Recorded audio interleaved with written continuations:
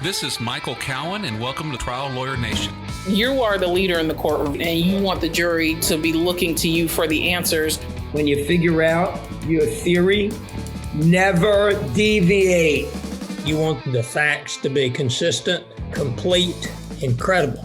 The defense has no problem running out the clock. Delay is the friend of the defense. It's tough to grow a firm by trying to hold on and micromanage. You've got to front load a simple structure for jurors to be able to hold on to. What types of creative things can we do as lawyers, even though we don't have a trial setting? Whatever you've got to do to make it real, you've got to do to make it real. But the person who needs convincing is you.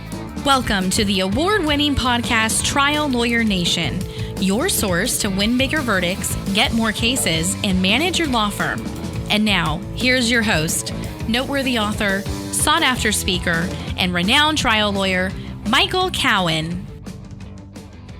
Trial Lawyer Nation is brought to you by LawPods. LawPods is the company that produces these podcasts. They make my life so easy. All I have to do is show up and talk, and they do all the recording, making sure it sounds good, the editing, the putting out clips for social media.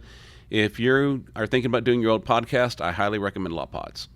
We're going to start a new feature on this podcast. It's Ask Michael and Malorie Anything. If you have anything you'd like to ask either Malorie or me, we're going to start doing an episode every couple months where we're going to answer your questions. So just send them in to me at michael@cowenlaw.com, and Malorie and I will answer them. Anything from, legal strategy, marketing management, anything else in life you want to talk about, we'll be glad to talk about it with you. Again, Ask Michael and Malorie Anything. Just send us an email. We'll be glad to answer your questions. Welcome to today's Trial Lawyer Nation. I am joined again by my partner, Malorie Peacock. Malorie, how are you doing today? Really good. How are you? I'm doing great. We're going to talk about something we've been doing on a number of our cases that's a lot of fun, and that's going to be talking about creating live demonstrations. And the title is Demonstrations and Reenactments. We'll talk a little bit about the difference and why you want to do one rather than the other. But before we jump in, I just want to give a shout out to our sponsor, LawPods. LawPods is the producer of this podcast. They do all the recording. They make sure our videos look good, our sound sounds good. They do any editing. They cut up the slices for our social media posts, and they just make life really easy. So if you're thinking about doing your own podcast, which is a lot of fun, I highly recommend LawPods. So that being said, Malorie, what is a demonstration? So, I think when people hear the word demonstration, I think that they often think, oh, I've seen those like crash animations that look like little cartoons that people do. That's not what we're talking about. And we can talk about the difference between those. But a demonstration is exactly what it sounds like. It's a demonstration of a principle, an idea, a rule in your case. It is not a reenactment of your crash or a reenactment of the exact situation that the defendant driver found themselves in or something like that. It's really just to demonstrate something important about your case. And I think an example in our Bunton case, we did a demonstration. Tell us about that. So one of the issues in that case was about how the brakes on the 18-wheeler failed and how much time the truck driver actually had once her brake line was disconnected to get off of the road. She claimed that it happened instantly, that all of her brakes locked up and she was stuck there on the roadway. And our trucking expert didn't think that that was true, didn't think that that was accurate. That's not how brake systems work. Well, we figured that, brake systems on 18-wheelers are not something that ordinary jurors are familiar with. So we had our trucking expert do a demonstration of what happens when you sever a brake line on an 18-wheeler. So he drove an 18-wheeler and pulled out the brake line and showed how much time it actually took for the 18-wheeler to come to a stop on its own. And that it could go again afterwards. It only locked up one brake. Right. And that it can continue to move. Really, he was not trying to recreate the exact scenario that the truck driver found themselves in that night. That would be nearly impossible. We'd have to shut down a whole highway. There'd be all kinds of things that you would need to do to recreate that exact scenario. And it could be dangerous. I mean, in that scenario, someone died.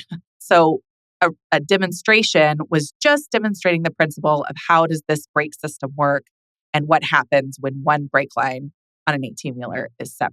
Really not to reenact anything, just to demonstrate that one principle.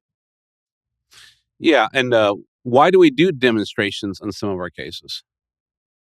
Demonstrations can be really helpful to break up the monotony of a really technical issue in a case.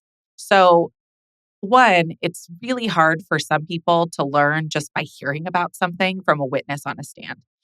There's lots of different types of ways that people learn. Some people are visual learners, some people are auditory learners, some people are do-it-themselves learners. We can't have jurors do it themselves, right? But we can at least offer them a visual demonstration of what someone's talking about. It's also captivating to an audience to see something rather than just hear about it. And it makes the principle you're demonstrating more believable to a jury. So in that case, we had one witness saying, this is what happened, and one witness saying, that's impossible. We had to show them that that was impossible, right? I mean, how would a jury weigh that testimony without a demonstration? So it helps in a couple of ways. Learning is one for the jury, but then two, it breaks apart complex principles that sometimes you have to teach a jury about. Yeah, and seeing is believing. When people actually see something rather than just hearing someone talk about it, it makes a huge difference. So why do a demonstration with like a real truck or real equipment rather than an animation? I don't like animations for for a lot of reasons. One of the reasons I don't like animations is because even though you can control everything that's in the animation, the problem with it is that you can control everything that's in the animation, right? So the jury knows that. They know that it's created by you. They know that it's created from your perspective, and it's too easy to cross-examine an animation that you have absolute control over all of the circumstances of what's being displayed. Every time I see an animation, it never shows what I envision it will show. And we've done quite a few animations at this firm. We've created a bunch of different animations, and it's really hard to get them exactly right because a jury comes in almost prejudging an animation. They know you made it, right? They know that you, the attorney, helped make this to show your point or your perspective. And so they're more likely to pick it apart and find the flaws in it because it's kind of, I think, Michael, you've said before, it's kind of like you tell them something, you say, this is the way it is. And the juror says, I'll tell you how it is, right? That's how they react to animations is because you have so much control over them. And they just look kind of hokey. I don't know, especially when it's a really serious issue, like someone died. And I mean, every case has a really serious issue in it. And so I can't really imagine a scenario where it doesn't kind of make it look less serious because it's animated. Yeah, I don't know how else to even say when they're it. super realistic, a lot of times the way the animators do them, not only are jurors more suspicious because we create them, but a lot of times they don't really show the point. Like they actually don't have the effect that the animator thinks it's going to have because the animator's a computer person. They're not a persuasion person. And I just think using real trucks and real, or whatever other trucks, cars, whatever you're using and whatever your issue is, using real stuff makes a huge difference. I think too that demonstrations, they can be with real trucks, right? Like, which is what we did in the Bunton case. And we're going to talk about a couple of other cases where we've done real life things with the real life things, right? Real life trucks, real life trailers, real life things on the road. But a demonstration can also be something that an expert does live in person with a magnetic board and some little magnetic cards, right? So a demonstration is just something where you're demonstrating the principle. I keep saying the principles, but that's really what it is because it's not a reenactment of the actual crash. Be careful, though, with doing things live in the courtroom because I remember my first solo personal injury trial. I was sent to try a very, very difficult case without an offer. And our expert was a high school physics teacher. And the big issue is whether or not a particular place should have had tempered glass instead of plate glass because plate glass would break more easily and shatter into sharp pieces, and tempered glass would be more difficult to break, and breaking little pebbles wouldn't really slice you up. So our expert was sitting there, and my old boss had actually filmed a demonstration, but he did not produce the videotape on time to the defense, so we couldn't use the film. So my high school physics teacher expert got a piece of glass that he said was tempered glass, no, plate glass. And he was going to show how easy it was to break the plate glass. And he got a hammer. He's in the middle of the courtroom and he's banging on it. He's banging on it and banging, and that glass won't break. All of a sudden, well, maybe this is a tempered. Oh, no, it's a plate. And it must have taken him like 35 hits to break the plate glass. And it just was the worst experience I think I've ever had in a courtroom.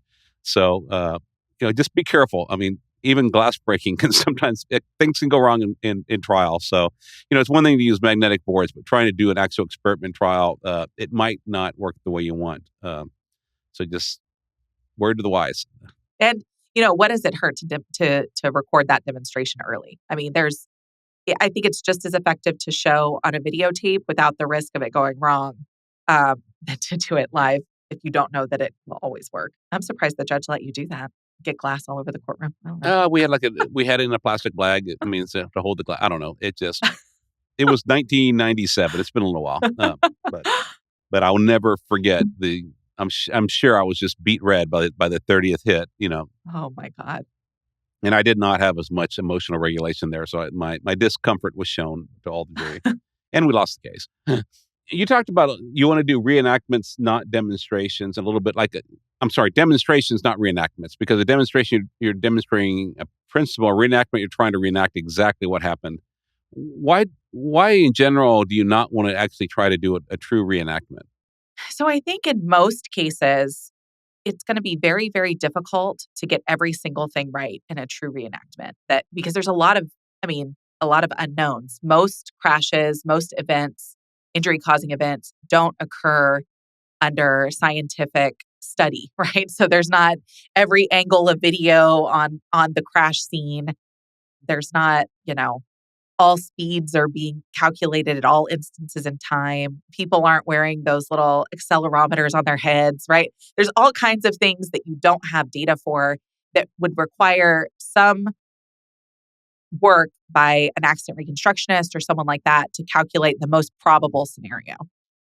And so they're too easy to pick apart because the easiest thing to poke holes in a reenactment is for a defense attorney to say, well, you don't know that X, Y, and Z, and you don't know about, A, B, and C, and you don't know about that. And even if those things are trivial to the real reenactment, some of that cross can be kind of powerful for a jury because it's just picking it apart piece by piece by piece. And by the end, the jury might feel a little bit like, well, what is right about this? Or what is this for? What are you even doing with this? And, when they start questioning what your motivations are behind the reenactment, you've lost, right? You've lost the value of the reenactment itself. Whereas a demonstration, that's what it is, right? It's just to demonstrate this one thing. We all admit this is not what happened here. We all admit we're not trying to get the correct speeds. We're not trying to get the exact correct visibility. We're not trying to get whatever the issue is. We're just trying to show how brakes work, or we're just trying to show how dark it is at this intersection at night, or whatever you're trying to demonstrate.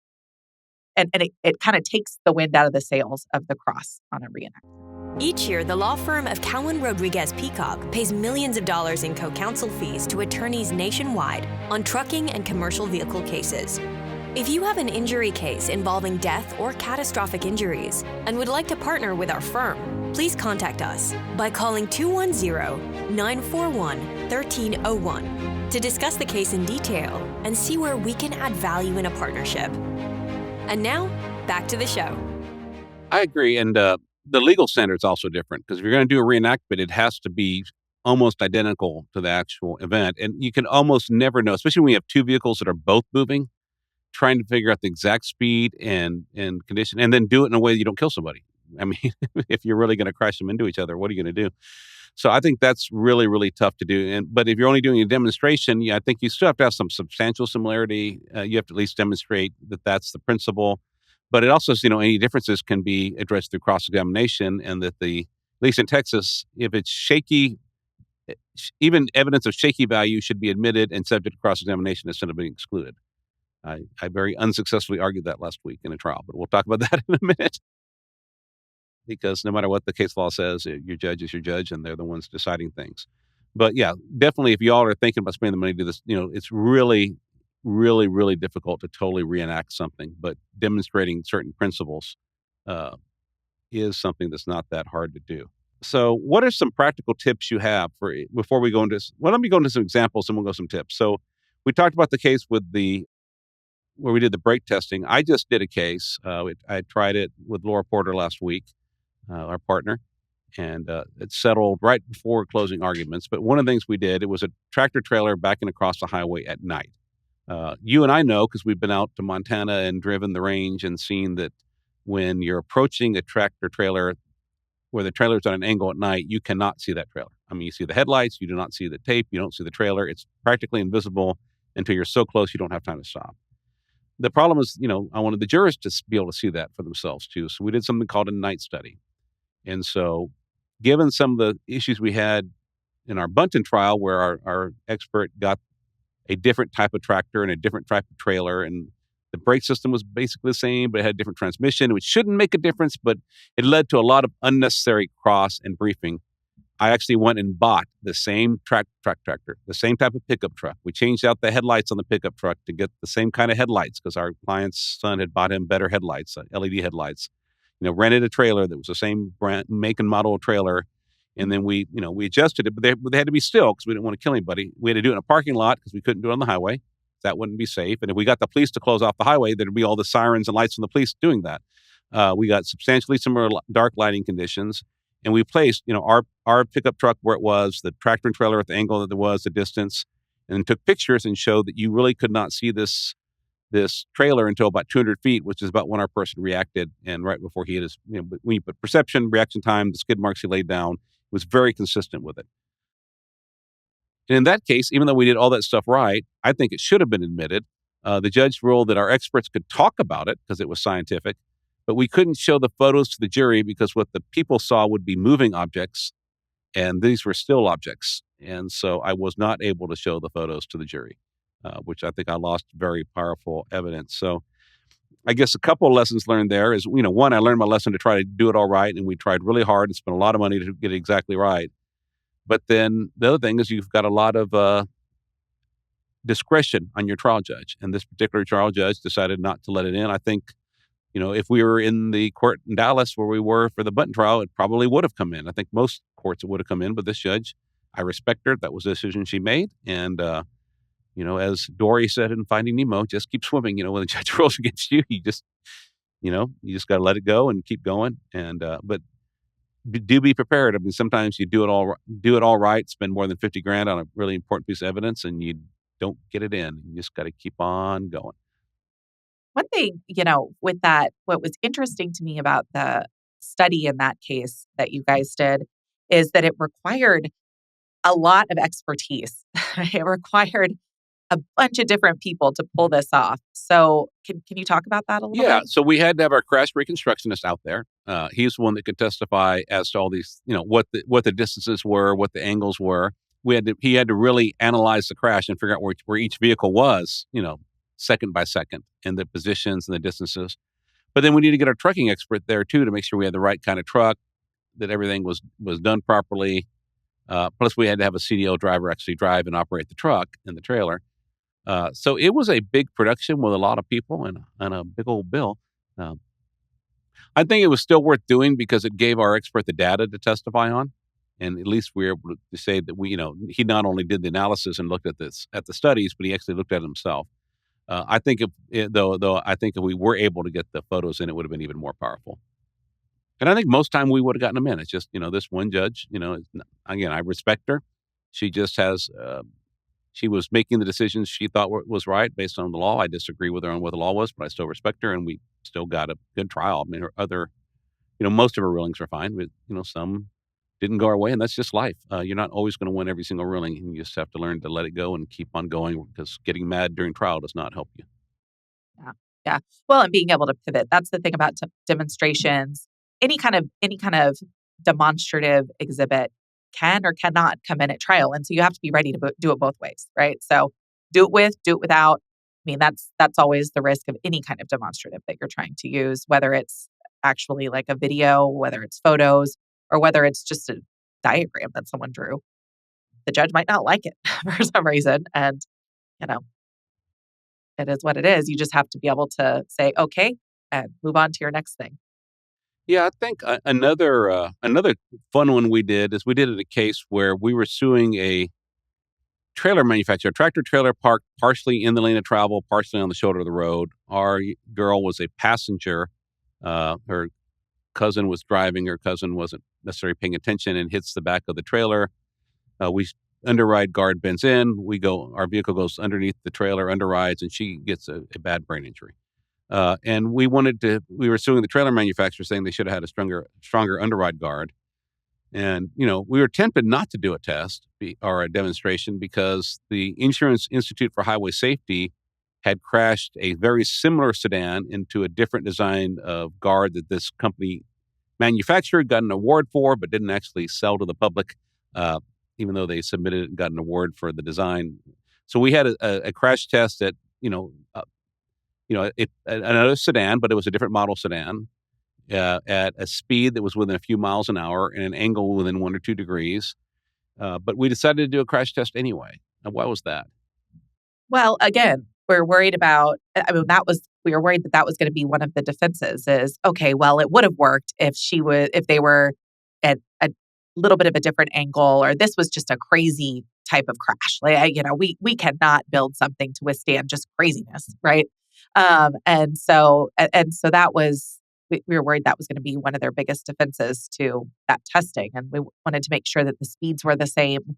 Speeds were a little bit different. And barely different, but different in the IHS. Yeah, and when I deposed their corporate representative, he said, well, that IHS test is nothing like this crash. This is a different vehicle. The IHS test was on the left side of the vehicle. This is on the right side of the vehicle, or vice versa, whatever it was.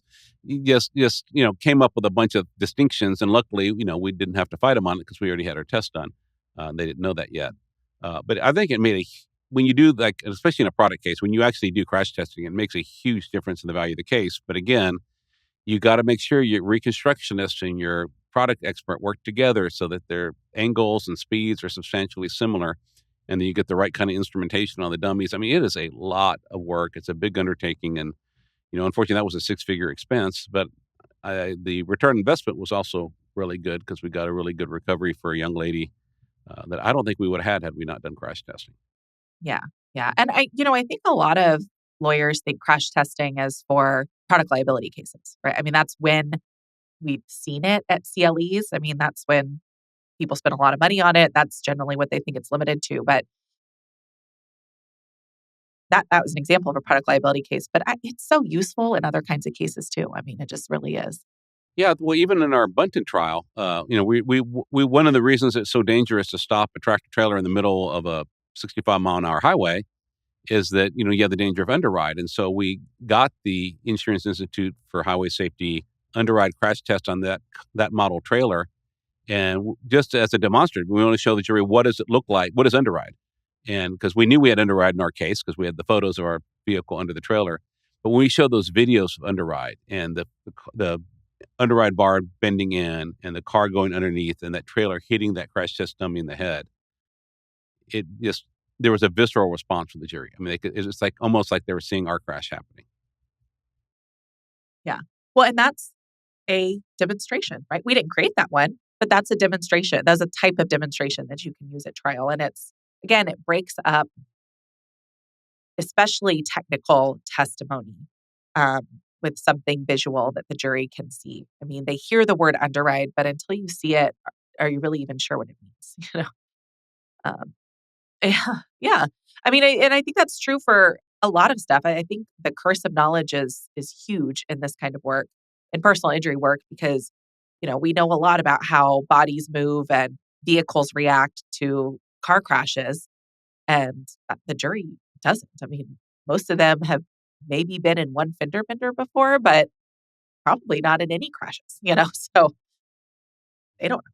And you did a fun one with rumble strips recently. Yeah. So this was, a different kind of demonstration. It was the argument in the case. We're suing a road construction case for failing to comply with the state plans requiring rumble strips as part of a traffic control plan. 18-wheeler doesn't stop, doesn't slow down, and runs into a bunch of motorcyclists that are stopped for the construction zone. And our theory of the case was, of course, that if they had the rumble strips there, it would have alerted the 18-wheeler driver to stop traffic ahead. Hey, something's coming up. And he would have slowed down and stopped, and nobody would have been catastrophically injured. The defense was that rumble strips don't really work for 18-wheelers.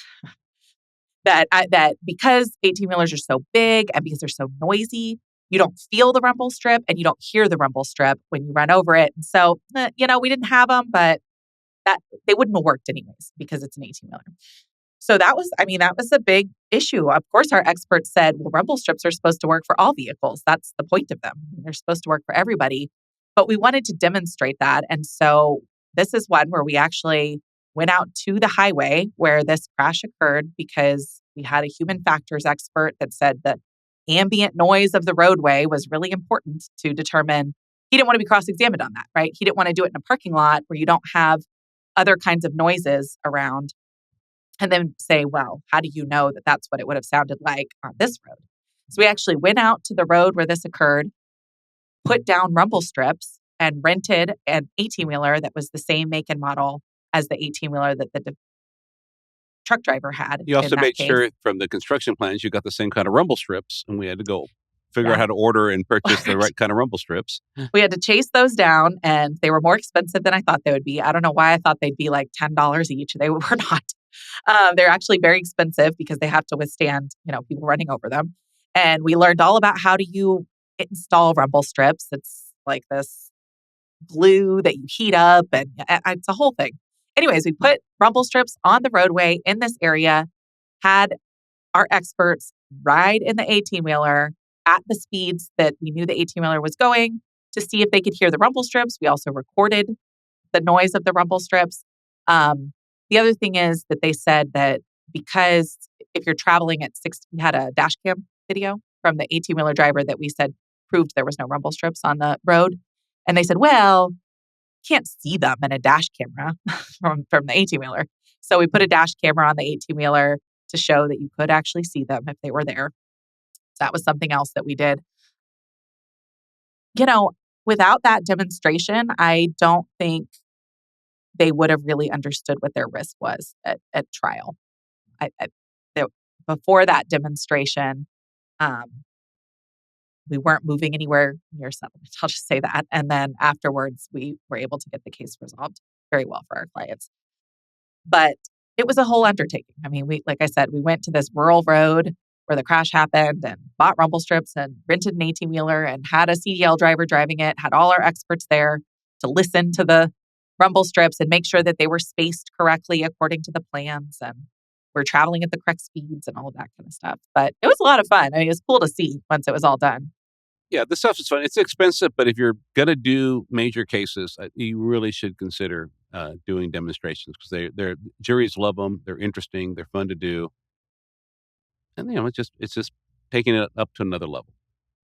Yeah, it's just one more way to illustrate to the jury why your case is right, why your theory of the case is right. If you just have an expert saying something that's the opposite of what the people on the ground are going to say, it's not very convincing. You need to demonstrate it. And usually we're doing these demonstrations to disprove something that someone on the ground is going to say, right? Like the driver of the 18-wheeler is going to say, this is how it felt. And we need to show that that's not true without calling him a liar, because that's not persuasive advocacy. Persuasive advocacy is showing how it's not true. And that's why you do the demonstrations. Yeah, and like you said, and it's also fun. It is fun. And fun is important. All right, speaking of fun and taking things to the next level, we have on July 10th our Big Rig Boot Camp coming up here in San Antonio, Texas. People can register at bigrigbootcamp.com. And we're going to go into some more details on demonstrations and reenactments. We are going to talk, give people the case law and the briefing on them. We're also going to show some videos, some things we've done, and give tips for how to do your own. So that should be a lot of fun. We hope people can join us for that. Registration is open. Right now, we have the early bird rate of only $209. And, we spend a lot more than $209 a person on the food, drink, event rental. We honestly, the reason we charge is, one, it does help offset the cost a little bit, but it's because when we have it for free, about 20-25% of the people that show up, that sign up don't show up, and then there's people we turn away. So we have like a nominal charge just to recoup a little bit of the costs. We still, we don't make money doing this, but we love doing it. It's fun. But also just when people have a little skin in the game, they're a little more likely to show up. But that's not the only thing we're talking about. Malorie, we're also talking, go to the agenda. We're going to talk about all the different types of cases you get often, rear end collisions, backing cases, sideswipe, turning, U-turns, adverse weather.